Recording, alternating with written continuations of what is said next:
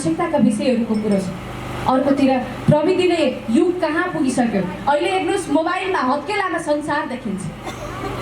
एआईहरू आइसकेको छ, चन्द्रमामा पुगेको कुरा गर्दछ। अनि नेपालमा हामी अझै पनि जनताका आधारभूत आवश्यकताका लागि हामी याचना गर्दैछौँ। त्यो यथार्थमा बाँचिरहेको छ। अबको आउने युवा पुस्ताले यसरी जनताका न्यूनतम आधारभूत आवश्यकताहरू पनि सम्बोधन गर्नुपर्छ र ती अन्तरिक्षसम्ममा पुगेका देशहरू छन्, ती देशहरूसँग पनि प्रतिस्पर्धा गर्ने किसिमको देश बनाउनुपर्छ। यो उत्साहले अब फागुन 21 गतेको निर्वाचनमा यो पटियानीबाट एकदमै धेरै बहुमतले घन्टी चुनाव चिन्ह चाहिँ विजय भएर जान्छ भन्ने मैले अनुमान लगाउन सक्छु, होइन? हस्, धन्यवाद छ। यो फागुन 21 गतेको निर्वाचनमा हरेक ओडाहरूमा सबैले आफ्नो बुथ अनुसारले बुथमा गएर निर्वाचनमा मत हाल्नुहुन्छ, तपाईँहरूले मत हाल्नुहुन्छ र हरेक ओडामा यहाँहरूको मत गणना गर्दै गर्दाखेरि कति प्राप्त भयो भन्ने किसिमको अब त्यसको पनि आँकडा हुन्छ। मलाई लाग्छ यो पटियानीमा चाहिँ तपाईँहरू सबैजना यो पटक घन्टी चुनाव चिन्हलाई बहुमत दिनको लागि तयार भएर त्यो मनस्थितिले आइसक्नु भएको छ।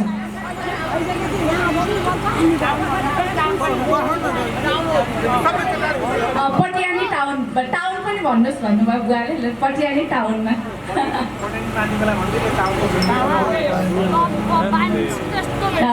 आजको यो सभामा उपस्थित हुनुभएका सम्पूर्ण महानुभावहरू, अब फागुनको 21 गते निर्वाचन हुँदैछ। आजको यो सभामा म यहाँहरूसँग अरू धेरै थोक कुरा केही पनि गर्नलाई आएको छुइनँ। विशेष गरी अबको निर्वाचन लक्षित हामी भेटघाट र कार्यक्रमहरू गरिरहेका छौँ। अब जुन निर्वाचन हुँदैछ यो नेपाललाई अर्को युगमा लैजाने निर्वाचन हुँदैछ। योभन्दा अगाडि पनि धेरैवटा निर्वाचनहरू देखिए होला, धेरैवटा निर्वाचनहरूमा भोट हालिए होला र फागुन 21 गते पछि पनि धेरै निर्वाचनहरू आउलान्, भोटहरू हालिएला। किनभने निर्वाचन भनेको लोकतन्त्रलाई जीवन्त राख्ने एउटा माध्यम हो। त्यसकारणले निर्वाचन त चलि नै रहन्छ, आवधिक निर्वाचन। तर फागुन 21 गते हुन लागेको निर्वाचन चाहिँ विशेष निर्वाचन हो। त्यो निर्वाचन एउटा सिङ्गो पुस्ताले मागेको निर्वाचन हो, एउटा जेनजी पुस्ताले मागेको निर्वाचन हो। यो देशमा हाम्रा कलिला युवा पुस्ताहरूले भ्रष्टाचार हुनु भएन, सुशासन चाहियो, हामीलाई यो देशमा गरी खाने वातावरण चाहियो भनेर हाम्रा युवा पुस्ताहरूले माग गर्दै गर्दाखेरि हाम्रा भाइ बहिनीहरूलाई जसरी छातीमा टाउकोमा गोली हानियो, त्यो पछि हाम्रा युवा पुस्ताहरूले हामीलाई गोली हान्ने सरकार होइन, हामीलाई हाम्रो आवाज सुन्ने सरकार चाहिन्छ भनेर उहाँहरूले माग गरे बमोजिमको निर्वाचन हुँदैछ। यो निर्वाचनलाई यदि हामीले युग परिवर्तन गर्ने, नेपालको एउटा राजनीतिक युगको अन्त्य भएर अर्को राजनीतिक युगमा प्रवेश गर्ने निर्वाचन बनाउन सफल भयो भने मात्रै हाम्रा युवा पुस्ताहरूले बगाएको रगतको अर्थ रहन्छ। त्यसकारणले यो निर्वाचन भनेको विशेष निर्वाचन छ। यो देशमा आजको दिनसम्म नेपाली जनताले विभिन्न राजनीतिक परिवर्तनहरू देख्नुभयो, उथलपुथलहरू देख्नुभयो। त्यो निर्वाचन र उथलपुथलहरूबाट नेपाली जनताको अवस्थामा के कति परिवर्तन आयो भन्ने किसिमको आफ्नो मूल्याङ्कनहरू छ।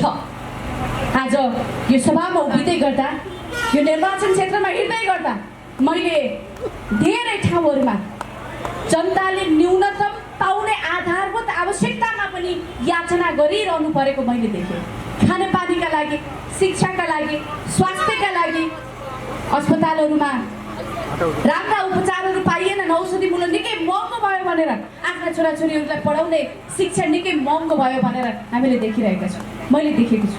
यो क्षेत्रमा घुम्दै गर्दाखेरि कृषि उब्जनी हुने थलो उचित हो, तर एउटा किसानले मै नम्रा खियाउँछु, मै मेहनत गर्छु, मै पसिना बगाउँछु, तर मलाई त्यो काम गर्नको लागि वातावरण त देऊ न, मैले मल छर्नुपर्छ, मलाई मल त देऊ न सरकार, मैले पाउनु पर्ने जति मेरो बारीमा छर्न मिल्ने जति, खेतमा छर्न मिल्ने जति मल देऊ न सरकार भन्दा पनि वर्षौँदेखि मल नपाएको यथार्थ हामीले देखेका छौँ।